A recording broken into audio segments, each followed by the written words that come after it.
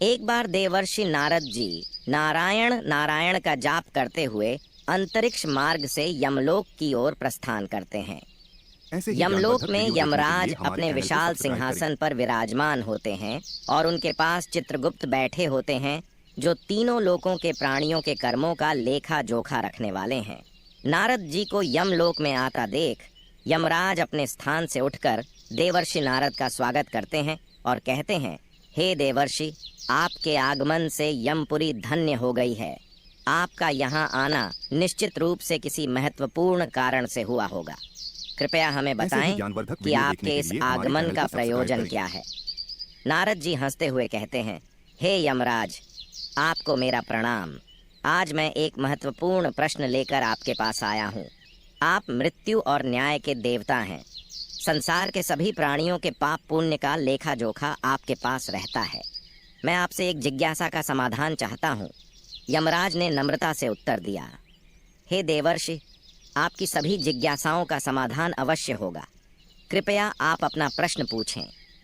नारद जी बोले, हे यमराज, मनुष्य की एक पत्नी से ही संबंध रखने का विधान है, किंतु कुछ मनुष्यों को मैंने देखा है कि वे अनेक विवाह करते हैं। कुछ लोग अपनी पत्नी के अलावा दूसरी स्त्रियों से भी संबंध बनाते हैं। क्या यह पाप है? क्या ऐसे व्यक्ति को दंड मिलता है? शास्त्रों के अनुसार इस पर क्या कहा गया है? यमराज कुछ क्षण सोचते हैं और फिर बोले, हे देवर्षि, आपने एक गंभीर और महत्वपूर्ण प्रश्न पूछा है।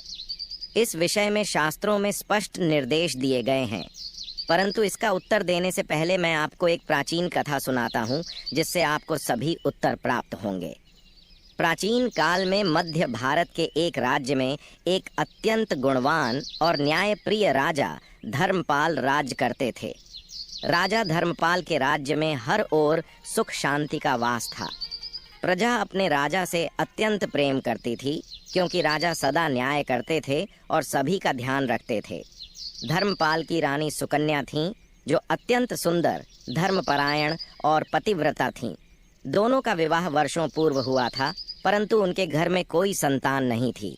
राजा रानी ने संतान प्राप्ति के लिए कई यज्ञ, अनुष्ठान और तप किए, परंतु कोई भी उपाय सफल नहीं हो सका।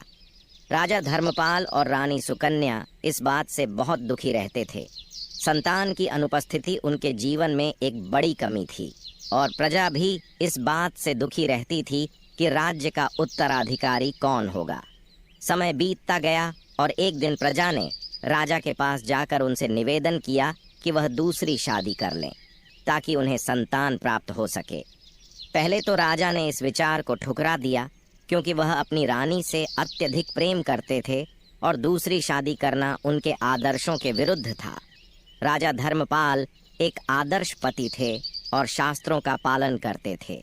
उनके मन में यह प्रश्न भी उठता कि क्या दूसरी शादी करना शास्त्रों के विरुद्ध नहीं है?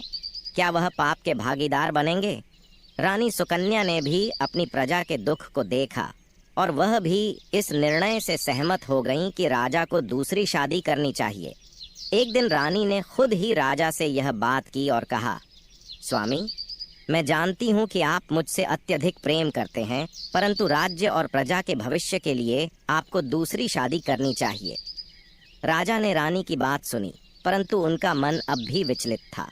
उन्होंने कहा, देवी, मैं तुम्हारे बिना दूसरी स्त्री के साथ कैसे रह सकता हूँ? यह मेरे लिए असंभव है। और क्या यह पाप नहीं होगा? राजा धर्मपाल के पूर्वज स्वर्गलोक से यह सब देख रहे थे और उन्हें चिंता होने लगी कि यदि राजा के वंश में कोई संतान नहीं हुई तो उनका कुल समाप्त हो जाएगा। उन्होंने स्वर्गलोक से आकर राजा के सपने में दर्शन दिए। पितर बोले, हे धर्मपाल, तुम्हारे वंश का अंत निकट है। यदि तुमने शीघ्र ही कोई संतान प्राप्त नहीं की तो हमारा वंश नष्ट हो जाएगा और हमें भी इसका दंड मिलेगा। पुत्र के बिना वंश की रक्षा नहीं हो सकती। राजा ने अपने पितरों की बात सुनी और बहुत विचलित हो गए। उन्होंने कहा, हे पूज्य पितर, मैं दूसरा विवाह करके कैसे पाप कर सकता हूँ? क्या मेरे इस कार्य से आप सभी संतुष्ट होंगे? पितरों ने कहा, हे पुत्र, यह पाप नहीं होगा यदि तुम्हारा उद्देश्य धर्म और वंश रक्षा के लिए हो। तुम्हारे वंश को बचाना एक महान कर्तव्य है।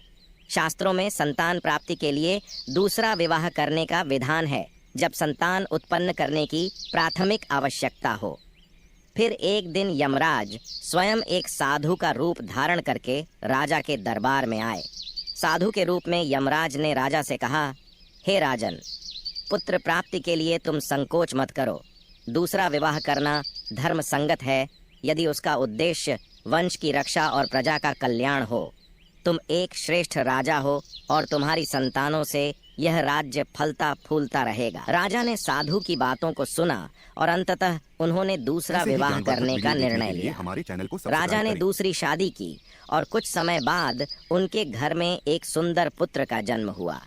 इस संतान के जन्म से न केवल राजा और रानी बल्कि पूरा राज्य खुशियों से भर गया।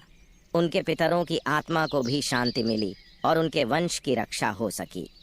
यमराज ने नारद जी को यह कथा सुनाते हुए कहा, हे देवर्षि, शास्त्रों में ऐसा कहा गया है कि यदि संतान प्राप्ति और वंश की रक्षा के लिए हो तो दूसरा विवाह करना पाप नहीं है, परंतु बिना किसी उचित कारण के यदि कोई व्यक्ति अपनी पत्नी के अलावा दूसरी स्त्री से संबंध रखता है तो वह घोर पाप करता है और उसे नरक में दंड भोगना पड़ता है। अतः पुरुष को एक पत्नी के प्रति ही निष्ठावान रहना चाहिए और धर्म के मार्ग का पालन करना चाहिए। नारद जी ने यमराज की बातों को ध्यानपूर्वक सुना और कहा, हे धर्मराज, आपकी कथा ने मेरी शंका को पूरी तरह से दूर कर दिया है। मैं संसार में जाकर इस सत्य को सभी को बताऊंगा। इसके बाद नारद जी यमलोक से विदा लेकर अपने मार्ग पर आगे बढ़ गए। तो मित्रों, आप सभी को धर्मराज की यह कथा कैसी लगी? अगर मित्रों आप सभी को यह कथा अच्छी लगी हो तो वीडियो को लाइक करें और चैनल को सब्सक्राइब करें और कमेंट बॉक्स में जाकर हर हर महादेव, जय श्री कृष्णा जरूर कमेंट करें।